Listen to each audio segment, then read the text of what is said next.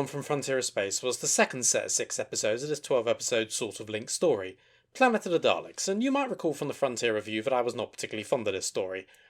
And I am not particularly fond of this story.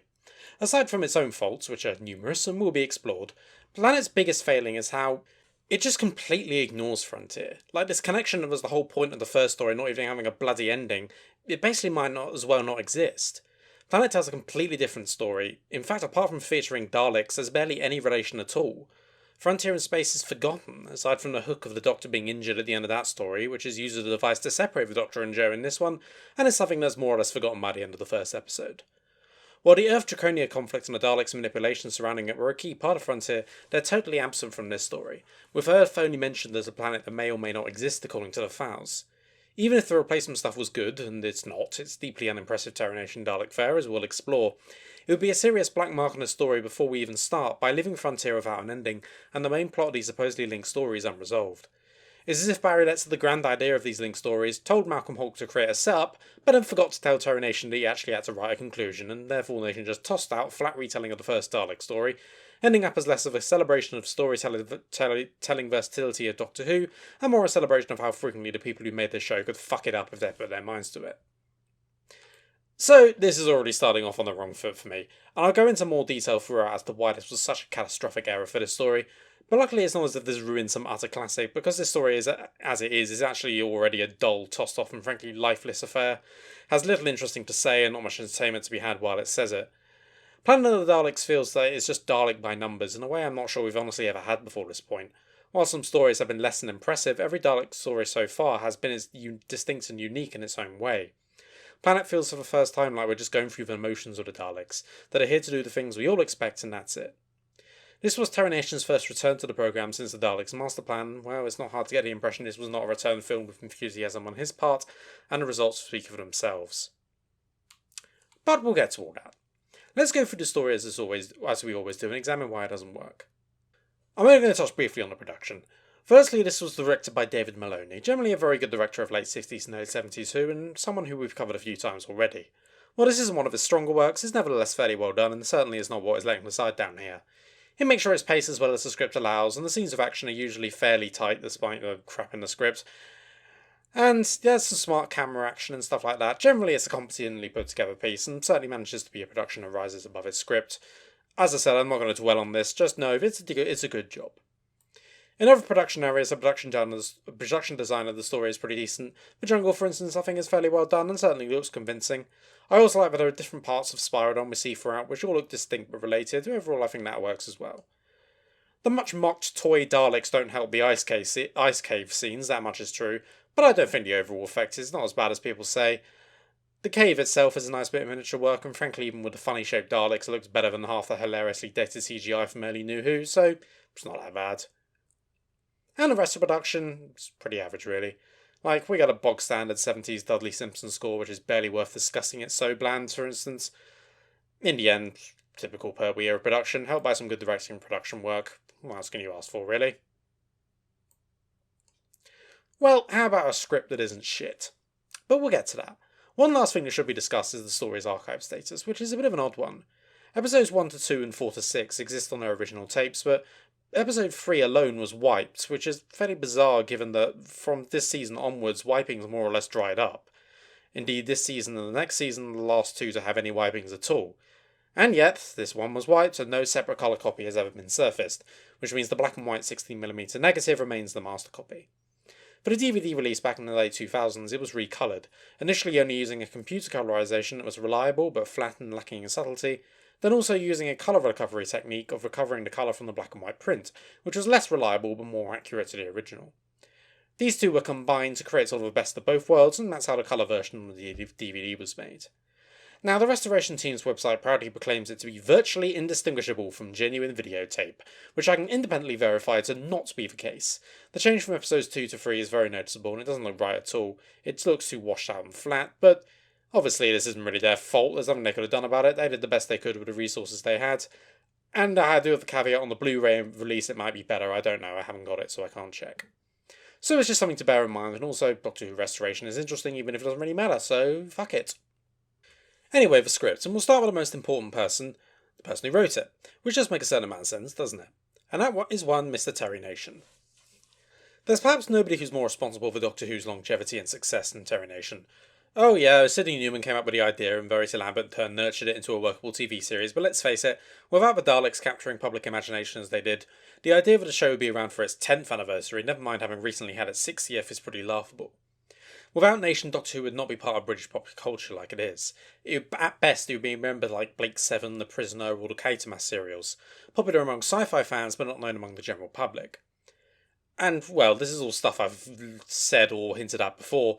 Given how far into this look at the Daleks I am, that the Daleks are still Who's most recognisable element in their contribution to the show's reach, still dwarfing everything else, it all goes without saying. But that is always the most important part of the Daleks to remember. However flat and lifeless they might be sometimes, and particularly in this story, the presence of a Dalek is always a draw for the audience and a major boost to the show. We might laugh at the Daleks for failing to do maths and getting confused by a hick on top of the Empire State Building, but the viewers during Dalek Mania lapped it up, and that's because the appeal of the Daleks really is something special, and well, I wouldn't be talking about it here if it wasn't the case. The thing is though, and that bit was partially to make clear I'm not dismissing him or his legacy in any way, is that Nation was just not very good at writing Doctor Who. Oh sure, he wrote some very good Doctor Who, one more Dalek story after this and we get to what is surely and arguably his masterpiece for instance. It's just he didn't seem to have the sort of same knack as, say, Robert Holmes did, who 100% got the show and could pull quality Doctor Who out of his arse on a whim. While Holmes did not have the same effects on catapulting the show into the mainstream in its long-lasting relevance, the list of classics he wrote is longer than most writers' overall credits, while for Nation I can only name a few. And that's not to say I think Nation was anyway a bad writer, not at all, it's just that its writing had two big weaknesses, at least when it came to Doctor Who. I'm not familiar with any of the other stuff he did. One of these days I'll watch Blake 7, but it won't be anytime soon. Firstly, I think the quality of his writing tended to correlate with how much of a shit he gave when he was writing it. The first two Dalek stories, for instance, were when he was developing his and building his name as a writer. He was hungry for it, and it showed. Likewise for Genesis, he had been given the idea of going back to the Daleks' origins by Terrance Dicks, and he became inspired by the idea.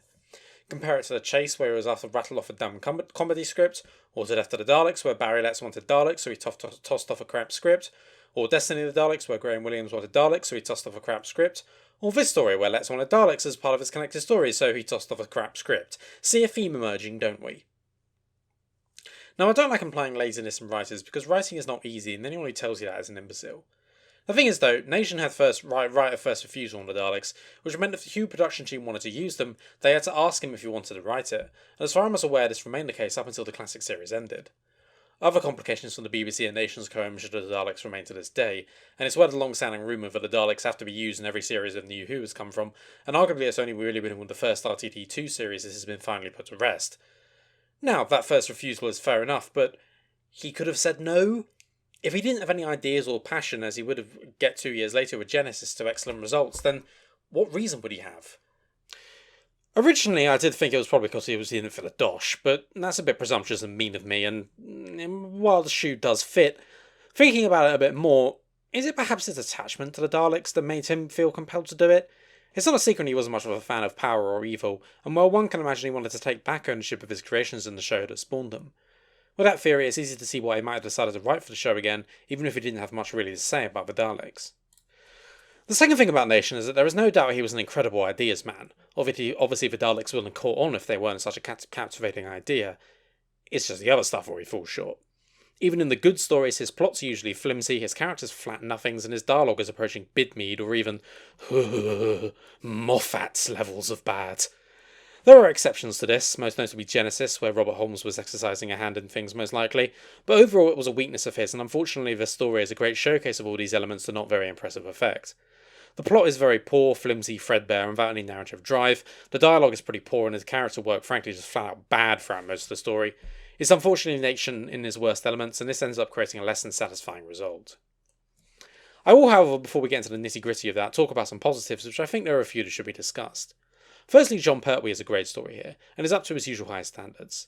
Not every actor who played the Doctor instantly got it, but Pertwee was absolutely one of the ones who did, and it's frankly impossible not to like his combination of cool and suave, with a strong moral compass and a healthy disregard of authority. But not to the point where he'll disregard those figures entirely when the stakes are high. It's basically what a Doctor always should be in my mind, and it's always gone badly wrong when they try to make a Doctor too goofy or too serious or too mopey. Pertwee gets these elements wonderfully to create a great balance, never letting his skills as a comedic actor entirely desert him, yet always taking the role utterly seriously. This is true of his entire era, apart from his last season where he was clearly tired of the role and the death of Delgado was clearly weighing on him, which is fair enough in my view. But there's a few moments in this story I'd like to single out. Firstly, what is almost certainly the best scene in the story comes when the Doctor and generic Fowl have been captured by the Daleks. The Doctor is still simmering over the supposed death of Joe, and is dealing with the emotions that is bringing up, but is nevertheless able to put that aside and help the Fowl who is suffering from a crisis of confidence. This brings up probably my favourite third Doctor quote. Courage isn't just a matter of not being frightened, you know.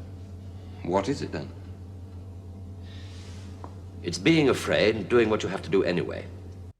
Which is a fantastic quote on its own, but lends a great deal to the Doctor's overall character, but it works best when they're just a person using ingenuity and courage to fight battles against evil, rather than just being the over-the-top wannabe Superman that New Who seems determined to make them. But it also works in conference with the Fowl, that despite his own emotions from thinking Joe is dead, he is very much living up to the point in the quote. Pertwee's performance is also great here. He's keeping the surface level there, but the Doctor's emotions are also clear beneath the surface. This is probably the only effective character moment in the story, because it builds off the Doctor's existing character and works very well on building on it, while using the character of the guest Fowl as a means to build that. It's a pity every other bit of character work in the story is total fucking cack, but never mind. I always want to touch on Pertwee's skills as a physical actor, which I want to show here. For instance, when the silly balloon thing he and the Fowls were using to escape gets to the top of the shaft and nearly breaks, it should be a pretty unimpressive scene given the limitations of the script and of effects, but Pertwee sells the danger very well. You can see him gripping on for his life and desperately searching for a solution, and it's admirable how well he pulls it off despite the setbacks. I have singled out Pertwee for praise, but there are two other actors who I think should be given credit. Katie Manning, I find, is frequently underrated, and here she does a fine job of showcasing Joe's character growth. As we'll discuss, much of it in this story is total nonsense, but overall the idea she is embodying the Doctor's quote about courage is brought across very well by Manning. Obviously Frontier in Space, I praise that as well, so overall this is one element where the two does connect. Just one, though. Bernard Horsfall also deserves praise, I think. True, his character is about as interesting as a bowl of dry Weetabix, and has roughly the same amount of character depth, but Horsfall manages to give more credit to several of his scenes than they deserve. The one where he tells female Fowl her presence is endangering the mission because of his love for her is underdeveloped and lightweight on paper, but Horsfall sells it with a sense of grim resignation that works quite well. He's always a reliable actor and he delivers here. Finally, there are some things I do like about the script, but those will be interwoven with a bit where I talk about things I don't like. Speaking of which... Anyway, the biggest problem I have with this story is in the script, and you may have guessed that. There are a number of elements to this that I'll look at in detail, but they all resolve around a similar common theme. Much like the computer-created colour, there's a surprise, that became relevant again, the story is flat, featureless, lacking in depth or subtlety. Things happen and characters exist, but there's nothing deeper to any of it. Let's take the main plot, for instance, or rather, let's first try and actually work out what the main plot is, because frankly there are several competing candidates, which is rarely a good sign. The Doctors are inspired on to try and learn invisibility. Oh, well actually they're here to develop a biological weapon. Oh, actually it seems they're here to awaken the frozen Dalek army, which all relates to their galactic conquest through... and the Fowls are here to stop the Daleks. Not to stop them doing anything in particular, just, to stop them from doing bad things. Oh, and there's also the native Spyrodons, who are the slaves of the Daleks, but obviously there's one friendly one, because it's a Terra Nation Dalek script, obviously there's a friendly alien of some kind. See, there's already a lot there already, but none of it is given much more development than the one sentence I just said. Stuff just happens. The Daleks want to learn about the power of invisibility? Perhaps they want to change their way of thinking about different tactics, and thus make them even more dangerous. Or is it a sign of that they're losing their war against the universe and trying new things out of desperation? No, they just want to go invisible because, might be useful at some point. Sounds neat, doesn't it? You can say the same with the biological weapons. That's just a weapon they want because Zoo is all destructive. In Frontier in Space, they were planning galactic conquests through subtle manipulation. Here they're creating a comic book style superweapon. Oh, and don't even get me started on the frozen Dalek army, which is a perfect example of the wasted storytelling at play here. See, it's a big problem with all of this, how that none of it connects to Frontier in Space in any way, and it's so easy to imagine how it could have been. Imagine if the Daleks were trying to thaw them out because of war they're fighting with an alliance of humans and Draconians, who after the Dalek deception was revealed joined their forces together to fight the Daleks. Their combined strength is a match for the Daleks. After all, if it wasn't, why even bother with the manipulation in the first place? So the Daleks are now in danger of losing this war. The Frozen Army could change the deadlock into a decisive advantage, and this is providing a simple but strong impetus for the Doctor and his friends to want to stop them. Hell, this stuff is entirely possible just from what's on the screen, and all it would take to change it from a theory the viewer has to entirely invent themselves into part of the story itself would just be a few lines of dialogue. As it is, the Daleks have to be stopped because they're the baddies. I mean, yeah, they're the baddies, but few good Dalek stories are so lacking in a clear menace the Daleks are providing. Say what you want about Day of the Daleks, but at least preventing the Daleks from conquering Earth's future was a clear villainous plan and an equally clear motivation for our heroes. But Daleks are the bad guys and want to conquer things is not enough. There has to be more to it than that. In The Power of the Daleks were the bad guys and wanted to conquer the colony, but this was interwoven in with the exploration of Dalek nature, the urgency of their power issue and the colony politics. In this story, it's not interwoven with anything. They're just pooting away, trying to do all these evil deeds, while everything else is happening around them.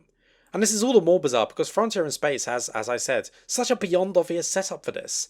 The Daleks seem to be stopped from reawakening their ice army, so the tide of war won't be turned against the human Draconian alliance, thus providing a proper motivation for the audience to be invested, and providing closure for Frontier and confirming the central conflict of that story was resolved. The most frustrating thing is I really do like some of these ideas. They all have a lot of potential, and the ideas of doing something a bit different with the Daleks are great in concept. But that's all they are great in execution nothing is made of them. The bacteria bomb is a ticking clock MacGuffin and that's it, when it could be an examination of Dalek tactics and how they can change depending on the circumstances. The invisibility stuff is barely mentioned in the end and goes nowhere, honestly feeling like it's only in to provide the episode 1 cliffhanger. Which, by the way, is a particularly lame one. In a story called Planet of the Daleks, following on from a story where the Daleks were revealed to be the big bads, we're supposed to be filled with surprise as a Dalek present! Oh, how stupid you think we all are. Anyway, the underlying problem is that the story is just a collection of things happening, put there to happen without any thought to whether they can have depth added to them or create an interesting thematic whole. Take the Dalek Supreme, who turns out in episode 6, and is often lauded as the best thing about the story. While the endearing silliness of the design, it's a redesigned prop from the Peter Cushing movies, is rather endearing and at times almost comes back round to being threatening, there's just nothing done with it. It turns up, blasts a normal head Dalek, which is actually a fairly bold move, but it's ruined by the fact that it just acts pretty much as a generic Dalek baddie as if nothing had changed, without any looking into what the top of the Dalek hierarchy is actually like, and what that means for what's happening on Spyridon. All it does is sink away at the end as if it were only a notch away from saying, and I would have gotten away from it if it weren't for you meddling fouls. Sure, it looks fairly cool, but as New Who has spent 20 years proving, looking cool is the start of storytelling and not the end. Speaking of the fouls, they're in this. Adding into the script a species that hasn't been seen for a decade, and interesting to note because of their prominence in this, that they've only actually ever appeared in 3 stories on TV, and expecting the audience to remember and identify them was probably a move that had good and bad points. On the one hand, this is still part of the 10th anniversary season, and a few callbacks are probably not a bad thing, especially as the Doctor exposits the plot of the first Dalek story to explain to the unaware among the audience. On the other hand, it still feels like a pretty lame insertion of a past element that wasn't really necessary, which leads on to the main issue. Their presence on this is honestly just not necessary. These fouls could be anything. Humans, draconians, ood, cows, garden gnomes. It wouldn't make the tiniest wintiest bit of difference. Frankly, if anything, having them as humans or draconians would provide a better link to Frontier. But there's absolutely nothing you might expect from a foul return. Nothing on their relationship with the Daleks or commentaries on their pacifism from the original Dalek story. Apart from a few lip service bits of dialogue about how it is not glorified violence, which is just wooden and tacked on. Apart from talking about this legend of the Doctor, which is only really there to explain why they accept the Doctor so quickly, that's kind of it. They're inspired on to chew bubblegum and kick Dalek ass, and by God are they out of bubblegum, and that's it. The idea of a burgeoning foul civilization, apparently resident on Skaro, sits oddly in the canon, and doesn't make for a great deal of sense when you think about it. But Daleks don't seem like they'd be up for a planet share, and it's totally at odds with what we saw of the fouls in that first story. Not only could it have been anyone, it might have made a lot more sense. The individual fouls are cardboard cutouts designed to fulfill plot functions and nothing else. I praised Horsefall, but its character is just a generic leader and that's it. The actor is doing all the work. The potential is there with, as mentioned, his love interest turning up, but the conversation they have about it is all that's made of it and is barely brought up again. Can he manage to remain professionally detached given her life is now under his command? And it turns out, yes, he could. Good, glad we cleared that up. It also doesn't actually make any sense, given Horsefall Fowl wasn't even meant to be leader. He took command after the actual leader was killed on arrival, yet he's still cross with her for coming as it would put him in an awkward position of leader that she didn't know he'd be. Yeah, very well thought out there, Mr. Nation. There's also a really, really poor subplot about his relationship with overly reckless Fowl. Notice that I'm not using their actual names because they're extremely generic and the characters themselves are just cut out, so who even cares? Overly reckless Fowl wants a Leroy Jenkins at the Daleks in a way only a badly written reckless character in fiction can. Now, anyone with a vaguely working brain is going to side with Horsefall Fowl over this, but the way overly reckless Fowl is just made to seem like a complete fuckhead completely undermines this. The idea is to make Horsefall Fowl look calm and level-headed, but all that says is he isn't going to opt for planned suicide. This is also undermined when overly reckless Fowl pulls a gun on him to get him to go along with his plan, as if to further emphasise this idiot as a danger to himself and others. Events end up rendering this moot, which leads him to them set it aside, with Horsefall Fowl saying he'll drop it, which makes Horsefall Fowl look like he is very weak and has bad judgment. He was threatening to kill you, that's not a bygone situation. It makes him look like a terrible leader, frankly. What makes this worse is that it could have been a perfect opportunity to explore his reluctance to undertake a less reckless, dangerous plan because a female foul. But this mostly happens before she arrives, apart from of course the plan where he says, "You're alright you," to the guy pointing a gun at him 5 minutes ago, because obviously an unstably reckless person is obviously something you want to have around the woman you love. It's just some of the most bafflingly lazy and badly done character work I've seen. The rest of the fouls are generic nothings, just there to fill the room, say exposition, and occasionally get exterminated. Well, the rest apart from the foul that bafflingly out of nowhere falls in love with Joe in one of the lamest single-story romances in Who history, which given how lame these usually are is saying quite a bit. They have zero chemistry. In fact, Joe honestly seems to be quite relieved to see the back of him at the end, and is a very pale shadow of the actually successful relationship she'd had with Professor Jones in The Green Death, which you might remember is literally the very next story. It's another example of what I mean about this story. Joe has a romance because. Not because it goes anywhere or means anything or adds anything to what's happening around them or adds anything to her character, it just happens. The story is a collection of ideas and plot points jammed together without any meaning anything or flowing between each other. There's other things about the script I dislike. As I said earlier, the dialogue is poor, being stilted and too matter-of-fact to sound natural. The wider plot itself, even ignoring the structure and wasted ideas, is just an inferior rehash of the first Dalek story. There are logical inconsistencies everywhere, and while I've already spoken at length about how almost all of the character work is dreadful. The story's biggest problem is though just how pointless it all feels. Most of the story is just going around in circles, getting captured, escaping, evading Daleks, all while the plot barely advances and we learn nothing about any of the people involved. It just feels like total dead air. We're achieving nothing and not having any real fun while doing it. There are a few scenes that work, the one between the Doctor and the Fowl I mentioned earlier for instance, and I will praise here that the relationship between the Doctor and Joe, it's very strong here and shows why this duo works so well. I'm not going to go into the detail about it, but it does work quite well. I'll also damn the story with faint praise and say it's not got anything awful in it. The problem with being so bland and lifeless, it works the other way as well, so we don't get anything downright abysmal. I'm saving that for the next Dalek story. As for the Daleks themselves, rarely have they looked quite this pathetic. While the chase had its moments of making them look useless, at least there was the battle with the mechanoids at the end, which did give them a sense of power and menace. Here there's nothing. True, there are more of them than in Day of the Daleks, and the voices are better than in that story, but they gallantly make up for that by acting utterly brain-dead throughout the entire story and letting themselves be undone by just about everyone present on Spiridon except the killer plants. Their main plan to create a biological weapon is stupid as there's literally less than 10,000 on the planet. Just find them and exterminate them. And because there's no indications for any greater cause other than generic galactic domination plans, it just seems like a waste of time. The plan to revive the Daleks in the ice cave is also bizarre and unnecessarily complex, and as we'll get to shortly, it makes absolutely no fucking sense.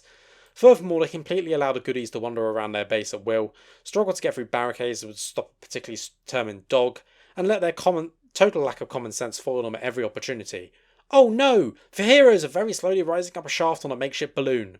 We could go to the top of the shaft and exterminate them when they get there, or, and I think we're onto a winner here, use an anti-grav to very slowly follow them so they'll have enough time when they get to the top to throw some rocks on us, which is apparently how you defeat Daleks these days. Absolute genius. That doesn't even come close to the dumbest thing about the Daleks in this story.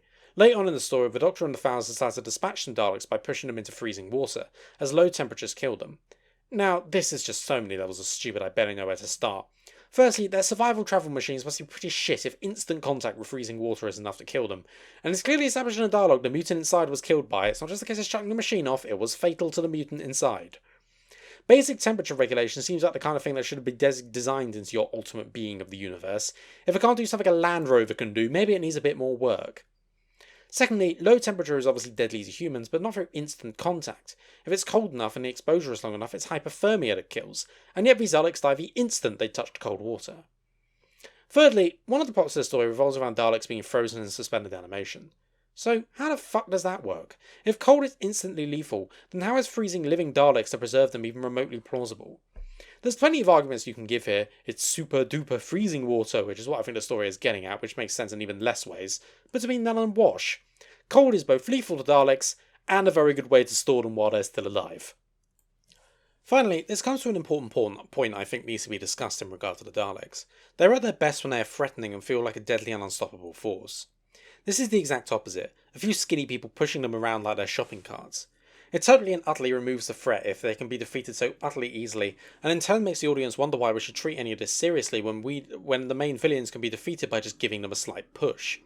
It removes the menace and the threat from the Daleks and just makes them a generic crappy villain rather than the great threat to the universe the series wants us to always think they are. Think back and forward to some of the stories throughout the show's run where the Daleks are at their best. The power of the Daleks, Genesis of the Daleks, Dalek, the parting of the ways. In those stories, the Daleks seem unstoppable forces in nature, tearing their way through anything in front of them. In Dalek, the Doctor flat out tells Van Statten that if this one Dalek escapes, the entire population of Salt Lake City is without hope. Sure, eventually someone is going to work out it needs to aim for the Eye Stalk, so it's not going to destroy the entire world, but the fact is, one Dalek could destroy millions of lives before it stopped, and it adds so much weight and makes this thing feel like a serious threat beyond serious threats. In this story, the opposite feeling. They bumble around, fail to capture a few fouls, and then get pushed around and killed by some cold water. It doesn't feel like nothing can stop them, it feels like anything can stop them. A particularly determined squirrel could scupper the Daleks' plans for the universe in this story. So, as for the story as a whole, it's not without any merit, but my chief emotions when it comes to it are frustration and boredom. Frustration because so much potential from the first scene of the story to the last is wasted, just leaving an empty feeling of what could have been if minds had been put to it. This entire 12-part thing was a mistake from the word go, but it would have worked far better if the link between the two stories was an actual link. Planet suffers because of many things, but its biggest crime is ignoring all the setup that came before. Frontier in Space was hardly perfect, but it did have a compelling overall story, and set up a fascinating political and military situation to explore, and this story, despite Nation not really having much to say and writing characters about and interesting as dried crackers, could have worked far better by simply focusing on those aspects. Instead, it just comes across as a dull rehash of better ideas, and simply never feels any of the ideas it should. Yeah, Pertwee is great, but he did 5 seasons worth of Doctor Who, and most of it is much better than this. If everyone will just burn a horse forward, do what anyone sensible will do, and stick on the Mind Robber or the Deadly Assassin. And as a Dalek fan, there's nothing that can't be found executed much better in another story. It means there's no real point to this at all. It's not a disaster, but it doesn't feel like there's much worth either. So, I'm awarding this story a final score of 3 out of 10. It's bad, it doesn't have much to say that's good, but ultimately it's just forgettable. Pertwee and Manning are great, there's 1 or 2 okay scenes, and it's produced well enough to avoid becoming a disaster, but it's a half-baked plot, poor characters, and a lackluster appearance of the Daleks themselves that all contribute to this being a story to forget. A waste of potential that ends up as the weak link in the celebration of the show's 10th anniversary, and arguably as a moment the Daleks lost all that had made them interesting early on in the show's run, which is baffling because of who wrote the story, but nevertheless it's a failure on those fronts, and is unfortunate, but there we are.